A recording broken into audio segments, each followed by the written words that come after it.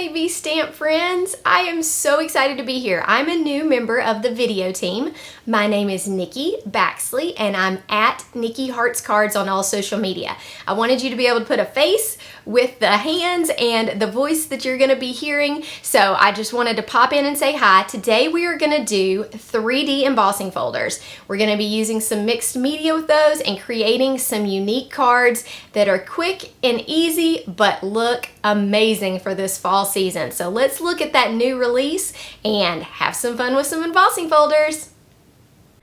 Alright, so today we're starting with Nuvo Shimmer powders, and if you haven't ever seen these, there are lots of different powders out there that you can add water to and create some really cool mixed media effects. We're going to use Green Parade, which is the green, the red is called Catherine Wheel, and the yellow is called Solar Flare. And I just picked 3 great fall colors because I know that I'm going to be doing some fall leaves. Now this fall leaves embossing folder is delightful. It's got acorns, it's got leaves, it's got some little just dimension. It's just full of fun, exciting fall, and it's gonna look so good with these, and you can really create lots of cards at once with this technique that I'm using.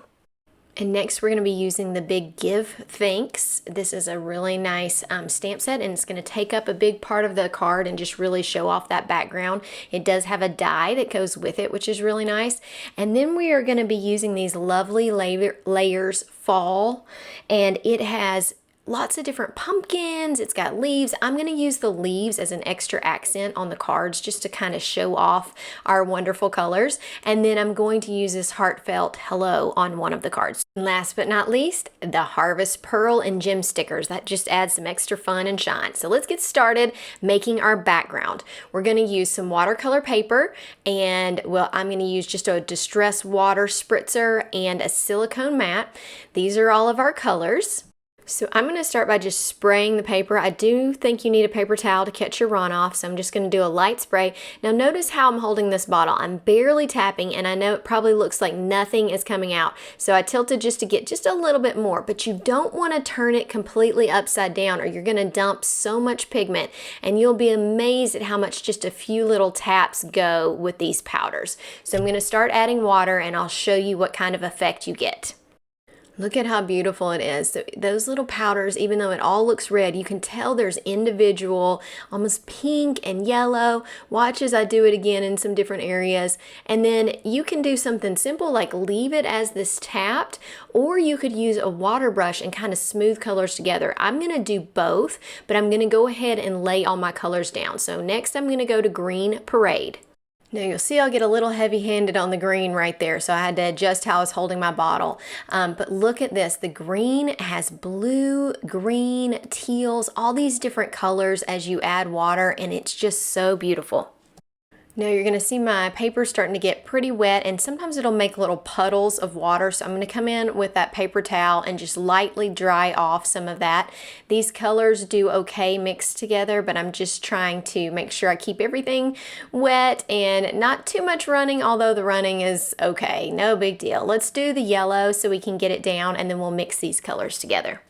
I don't add as much yellow because that Catherine Wheel has some yellow to it already, and I don't want the whole thing to be yellow. So I just add a few drops of yellow. I'm going to put in a little bit more of that red, and then let me show you how I like to swirl the colors around. So once I've gotten a lot of these on here, everything's pretty wet, then I'm going to take a damp paintbrush. And I'm just going to make sure I've got all my areas covered with color.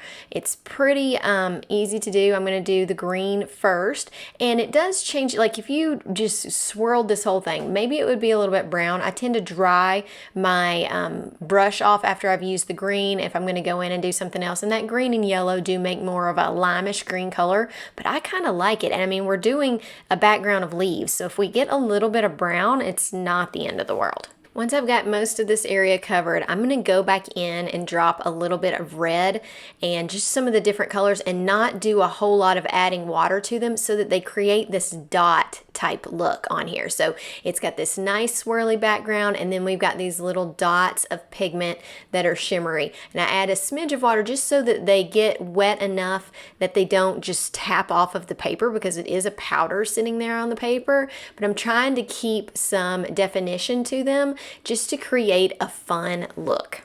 Now, if you overly saturate your paper or you're just wanting to hurry up, you can use your heat gun like I'm doing here. I'm picking up anything that's a big puddle, and then you can use your heat gun to move the pigment around or just to get it a little bit drier. You do need to let your panel dry completely before we put it in a 3D embossing folder, but look at that beautiful shimmer. Before I put this through the embossing folder, I had left a little bit of extra space on the edges because I want my color to go all the way to the end. So I'm just going to trim off little spots where I don't have my color all the way to the edges, and then we'll cut this into 2 panels and make our cards. Now that we have 2 panels, I'm going to put both of these through my die cutting machine in the 3D embossing fall leaves folder, and we will have a beautiful result. Check it out. Instant dimension, isn't it great? For our first card, we're going to use Heartfelt Hello. I'm going to use my favorite color is Autumn, and I just love holding stamp sets like this around on my page just to see what I want and what fits the best. And then we're also going to use the Lovely Layers Fall, and it has 3 different leaves in it. I'm just going to use the leaves, not the pumpkins, and I'm going to show you how I'm going to color coordinate those. All you do is take a scrap piece of watercolor paper, tap out some of your powder, and add a little water, and then you can just go and die cut these leaves out of these beautiful colors. Now I just need to add the sentiment and arrange these leaves, and look how this turned out. I just love it. So I put a couple leaves, a couple of vellum leaves in there, and of course some gems and a wonderful sentiment. Our next card is going to have this huge give thanks, and I'm using a very small brush, those powders, and I'm coloring in the little leaves and flowers just to give it a little bit of color, and then it's going to be the major focal point for this next card. All right, so I did finish those little flowers. I used a little foam tape behind the give thanks and added some harvest gems. And I wish you could see the amount of sparkle on this card. That shimmer powder is beautiful. So I'm going to show you some final pics of the cards. Once again, I'm Nicki Baxley of Nicki Hearts Cards, and I am loving being on the Honeybees channel. I love honeybee products, and I should be here at least once a month. So make sure you've hit the like and subscribe button on the Honeybee channel. If you're looking for any products from this video, they will be linked in the description. So make sure you go through that, and I hope to see you again soon. Have a great day. Bye.